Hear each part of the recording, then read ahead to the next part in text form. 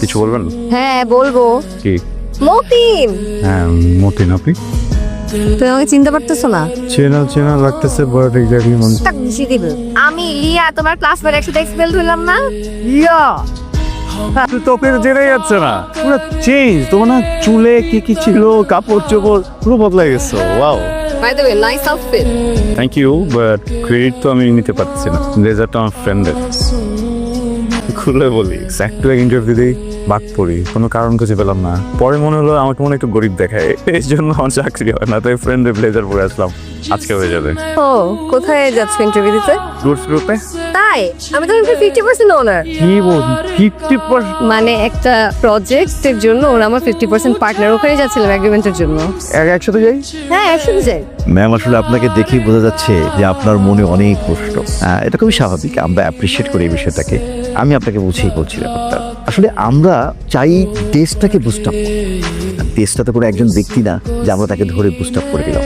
তাই আমরা দেশের বিভিন্ন স্থান থেকে ছোট ছোট উদ্যোক্তা, ছোট কিন্তু সম্ভাবনাময়ী এ ধরনের উদ্যোক্তাদের পিছনে আমরা ইনভেস্ট করি, এদেরকে বুস্ট করি।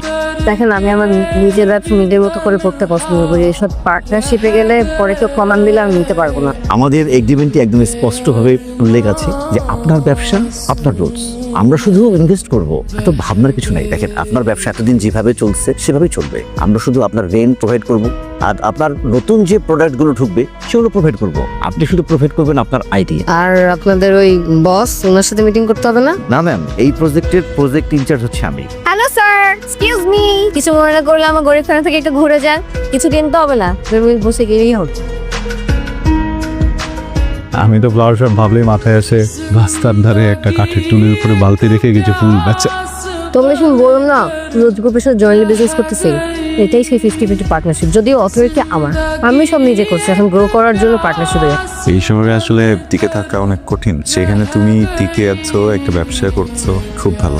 টেনশন করো না, দেখবা তোমারও খুব ভালো জব হয়ে। কোথায় ছিল? প্রত্যেকদিন যা করি, ফার্স্টে যাবো, খবর নেবো কোথায় কোথায় চাকরি অপরচুনিটি আছে, দেন ওইসব কোম্পানির মতো করে সিভি বানিয়ে ওদেরকে ড্রপ করবো, দেন যাবো ইন্টারভিউ দিতে, এরপর বাদ চাকরি হবে না। কিছু মনে করলে একটা অহর্ব। কারণ আমি নিজে দেখাশোনা করি, সবকিছু নিজেই করি। কিন্তু ডেলিভারি করতে গেলে শোরুম বন্ধ রাখতে হয়, তো থাকে না। আমার একটা সহকারী হলে ভালো হতো। তুমি তো আবার জব না হয় জয়েন করবা, টাকা দিয়ে বন্ধু। তুমি যদি আমাকে এখন বলো এখানে সিকিউরিটি গার্ডের কাজ করতে হবে, তো তোমার এখানে ক্লিনারের কাজ করতে হবে, আই এম রেডি। যদি ক্লিনারের কাজ করতে I am ready, because I need a job and I need money. তোমার এক সময় কত কি কইছি, সেই দোকানটা তালাও মারতে চাইছি, আর সেই তুমি আমার ভাগ্যের তালাটা খুলে দিলা। আমি তেমনি আমি জানি তুমি না বললে তো আবার রোজ গ্রুপ রাজি হইতো না। বিস্তারিত বলবেন? মানে আমি তো রুটসের সাথে একটা কাজ করতেছি, কোনটার কথা বলতেছেন? মার্কেটে যে বর্তমান আমার রেট, এর চেয়ে 20% বেশি দেওয়া তো আমার লয়ে লিস। মানে আমারে বলতে পুরো বাড়ি লয়ে লিছি। শুনছি ওরা নাকি উপর থেকে নিচ পর্যন্ত পুরোটা ফুলের বাগান বানায় ফেলাইবো।